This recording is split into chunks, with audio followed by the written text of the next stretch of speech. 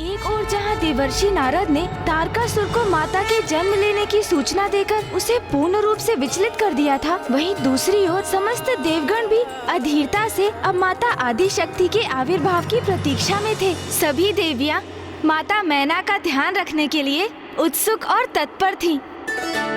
किंतु कोई अन्य भी थे जिन्हें देवियों से भी अधिक चिंता थी माता मैना की। वो कौन थे गणेश जी?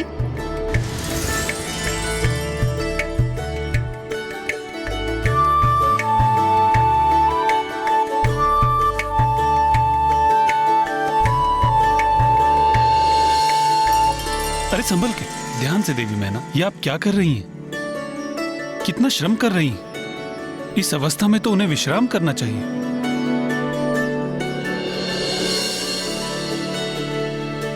मुझे ज्ञात है, आप उचित कह रहे हैं स्वामी। देवी मैना की कोख से आपकी बहन आदि शक्ति का जन्म होने वाला है। यदि आप मुझे अनुमति दें तो मैं स्वयं जाकर उनका ध्यान रखती हूँ। आपने तो मेरे मन की बात कह दी। अब आपको शीघ्रता कर देवी मैना के पास जाना चाहिए।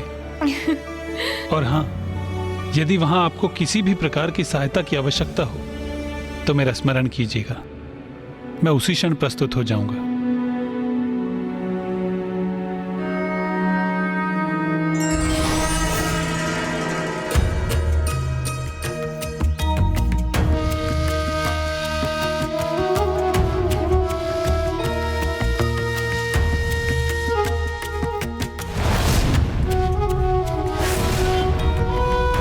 देवी मैना, आपकी इस अवस्था में आपको अपने प्रति सावधान रहना चाहिए।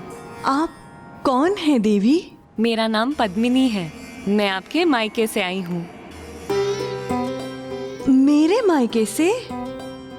तो क्या मेरे मायके वालों ने आपको यहाँ भेजा है? उचित कहा आपने।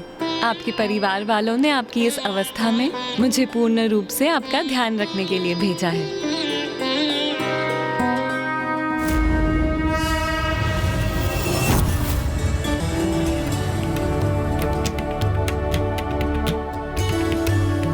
देवी, मुझे ज्ञात है आप भी वहां स्वयं जाकर देवी मैना का ध्यान रखने को आतुर हैं। देवी सरस्वती, हम सभी देवियां भी आपके साथ चलेंगी। अवश्य जाइए। पुत्री मैना का ध्यान रखिए और उनकी कोख में देवी आदि शक्ति का भी ध्यान रखिए।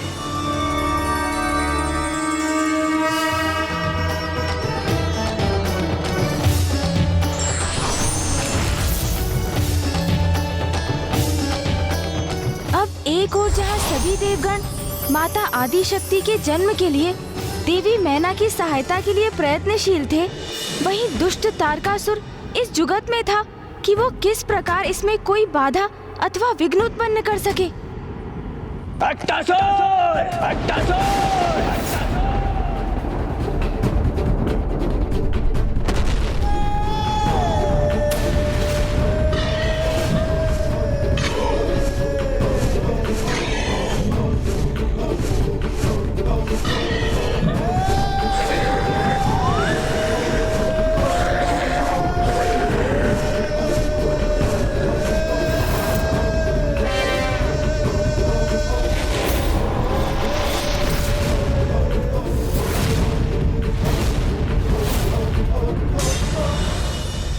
असुर महाराज तारकासुर, आपने मुझे बुलाया?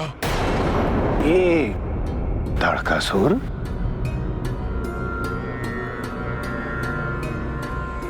क्या है?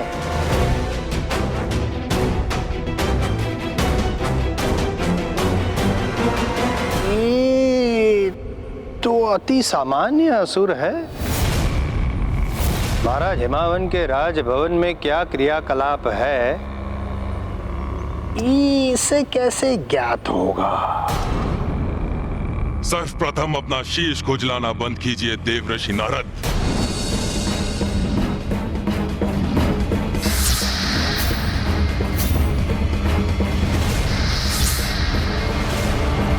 साधारण नहीं, असाधारण हूं मैं। बट्टासुर हूं मैं। चारों दिशाओं में अपनी दृष्टि स्थापित कर सकता हूं। कहीं भी कोई भी बात मुझसे छिप नहीं सकती। इतना परिचय पर्याप्त है तुम्हारा अट्टासुर। जाओ और जाकर राजा हिमावन के राजभवन में देखो कि अभी वहां क्या हो रहा। और यदि वहां पर देवी मैना ने गर्भ धारण किया है तो उसे वहीं पर निकल जाओ और उसका अंत कर दो।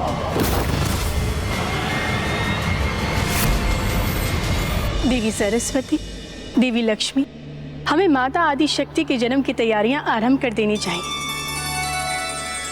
और उसके लिए सर्वप्रथम हमें उनका पालना तैयार करना होगा। शिशु रूप में माता आदि शक्ति का पालना तो बहुत ही विशेष होना चाहिए।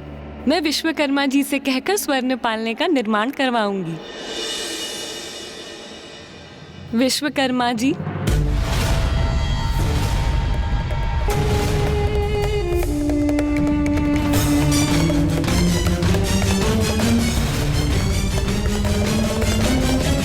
हो रहा राजा हिमावन का राजभवन।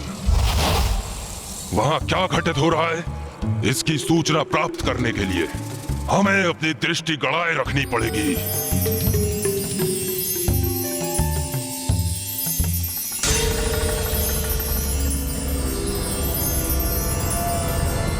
रुक जाओ, पीछे हट जाओ। सर्वप्रथम मैं देखूंगा।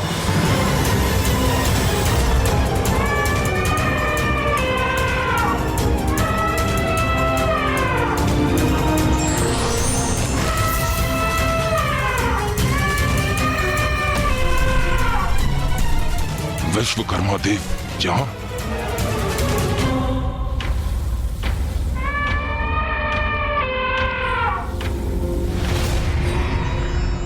कुछ तो अवश्य हो रहा है। वहां जो असामान्य है वो रेशम के वस्त्र के नीचे विश्वकर्मा जी ने क्या छिपा रखा है।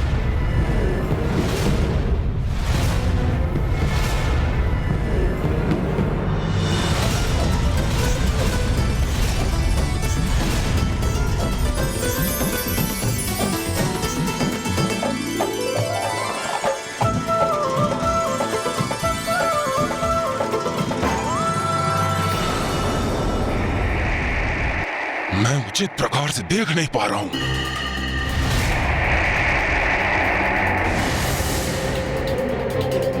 देवियों ने मेरी दृष्टि को बाधित किया हुआ है।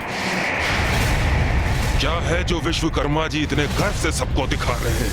देव शिल्पी विश्वकर्मा द्वारा पालना दिए जाने के पश्चात अब सभी देवियां भी उसे सज्जित करने और शिशु रूप में आने वाली माता का ध्यान रखने, उन्हें सुख व आराम देने के कार्य में व्यस्त हो गयी। तत्पश्चात माता सरस्वती ने वसंत देव का आवाहन कर उन्हें वो पालना एक सुंदर प्रकार से सज्जित करने के लिए कहा।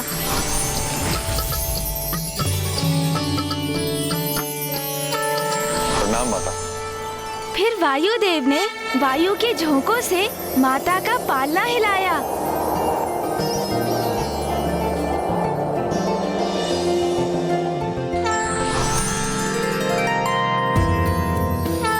चंद्रदेव और सूर्यदेव ने माता के लिए खिलौने प्रकट किए।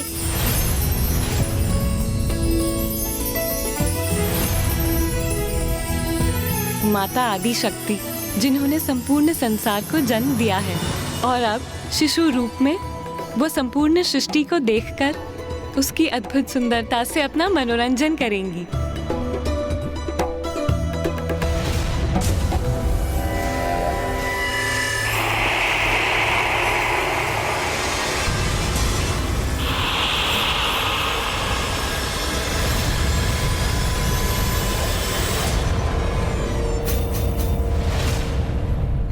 ताड़कासुर का संदेह उचित था।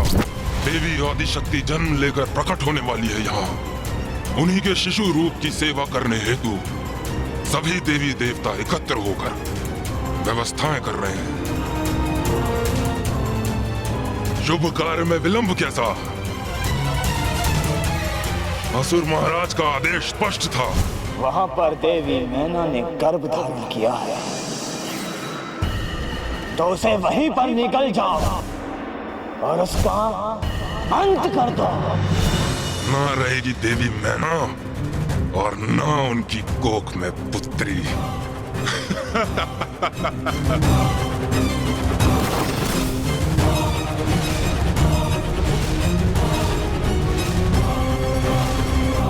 तुम सभी आगे बढ़कर मार्ग से सारी बाधाएं दूर करो।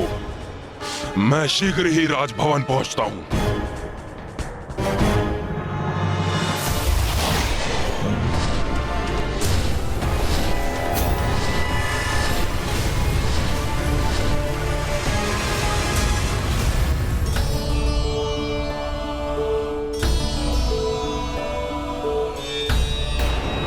ये कैसा आभास हुआ मुझे?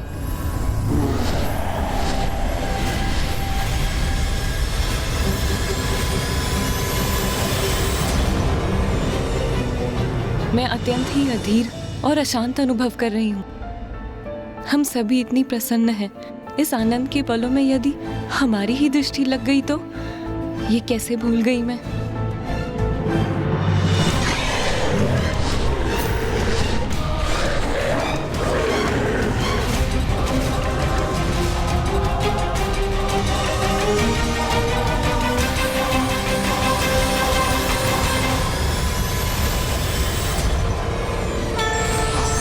नारायण ने हमें इस राजभवन को अपने मंत्रोच्चारण से सुरक्षित कर इसके चारों ओर एक सुरक्षा कवच निर्माण करने का आदेश दिया है।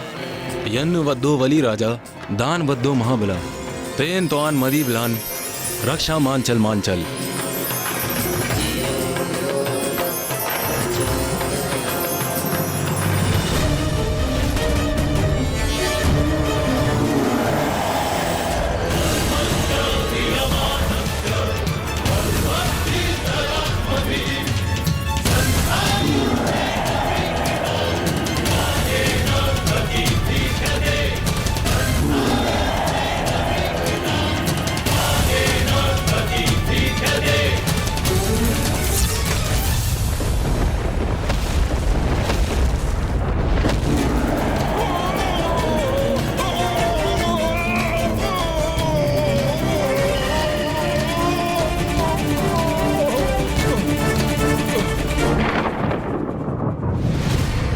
तारकासुर का ये विश्वास कि वो माता आदिशक्ति को हानि पहुंचा सकता है, कितना मूर्खतापूर्ण था।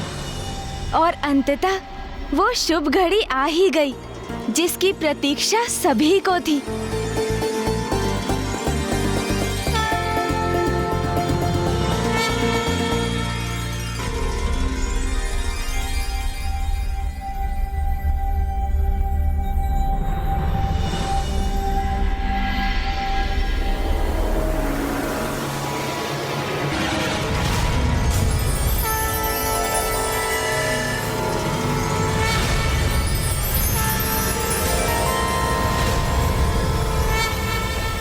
कौन है?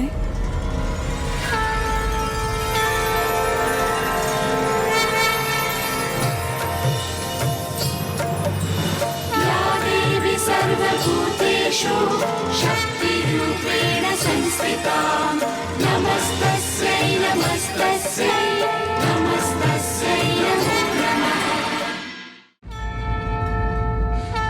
पुत्री मैना, मैं कौन हूँ ये शब्दों के माध्यम से ज्ञात नहीं किया जा सकता। ये तो ऋषि मुनि और विद्वानों के लिए भी संभव नहीं। मेरा अनुभव ही पर्याप्त है। मुझ में और शिव में कोई भेद नहीं। मुझसे ही शिव है और शिव से ही मैं हूँ। सृष्टि का अस्तित्व भी मुझसे ही है। मैं गतिमान होती तो शिव गतिमान होते हैं। मैं अदृश्य होती हूँ तो शिव भी स्थिर हो जाते हैं। आदि शक्ति हूँ मैं, शिव की शक्ति हूँ।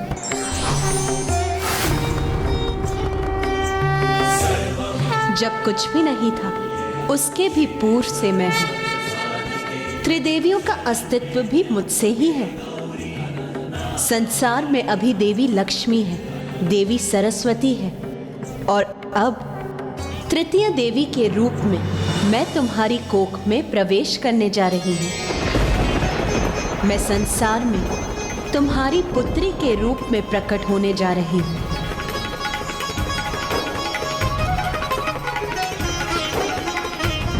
माँ, ये तो आपकी कृपा है मुझ पर। ये मेरा परम सौभाग्य है। मैं धन्य हुई माँ।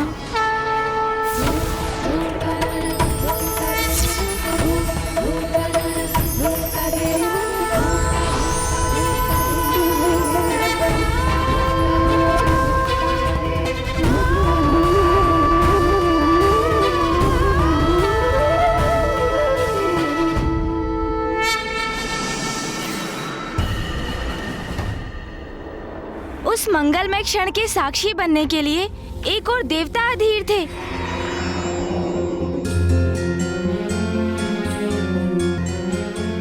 तो वहीं दूसरी ओर हिमावन और माताएं आकुल और व्याकुल हुए जा रहे थे।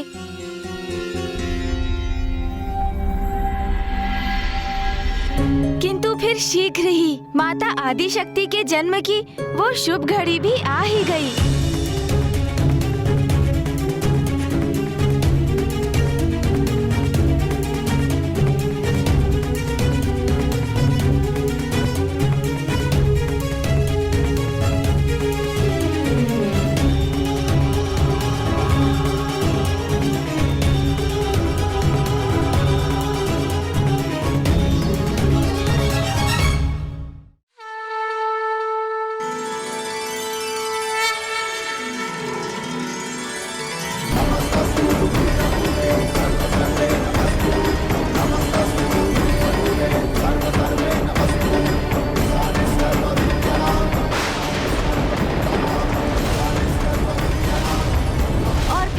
के जन्म लेते ही सृष्टि में चारों ओर शुभ मंगल संकेत प्रसारित हो उठे।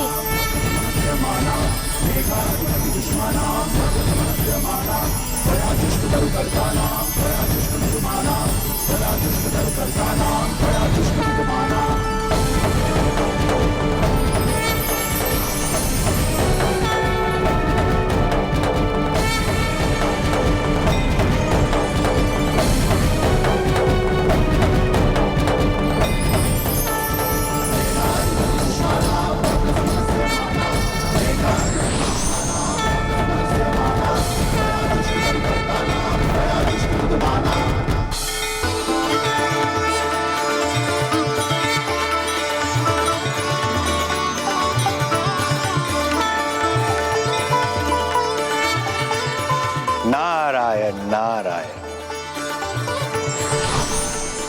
नारायण नारायण।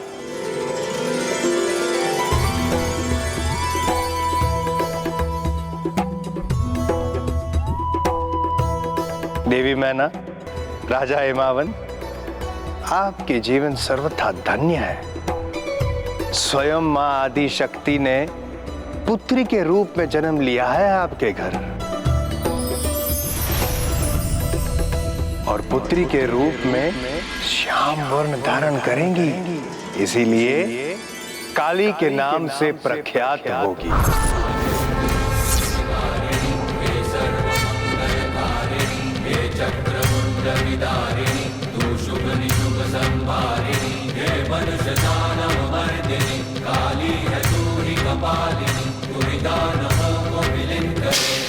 मैं तो मात्र एक शिला समान पर्वतराज हूं।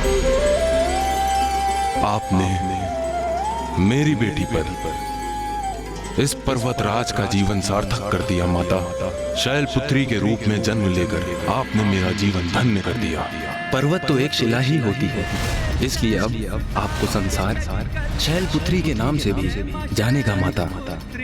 चूंकि मैं हिमावन आपका पिता हूँ, इसलिए आपका एक नाम आज से हिमावंती भी होगा। और इसी के साथ पर्वत पुत्री होने के कारण मैं आपको एक और नाम पार्वती भी देता हूँ। इसी पार्वती नाम से आप जगत में विख्यात भी होंगी माँ।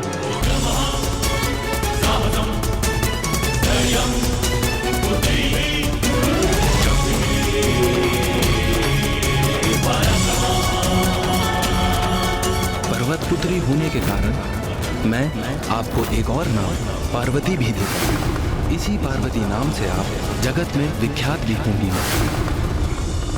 वसंत ऋतु में चैत्र मास की 9वीं तिथि को मृगशिरा नक्षत्र में अर्धरात्रि के समय माता आदि शक्ति का जन्म हुआ और एक बार पुनः भविष्य में त्रेता युग में चैत्र मास की 9वीं तिथि के मृगशिरा नक्षत्र में ही दिवस के ठीक मध्य में नारायण के अवतार श्री राम का भी जन्म होगा।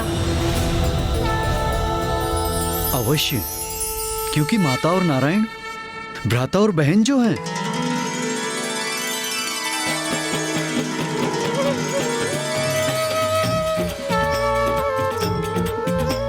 शैल सुता है जगत कल्याणी, जय मां शैल पुत्री।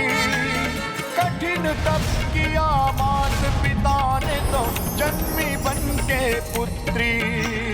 मात पिता का उद्धार हुआ जब जन्मी बन के पुत्री। तू है मां अधिष्ठात्री, है मां तू है मां अधिष्ठात्री।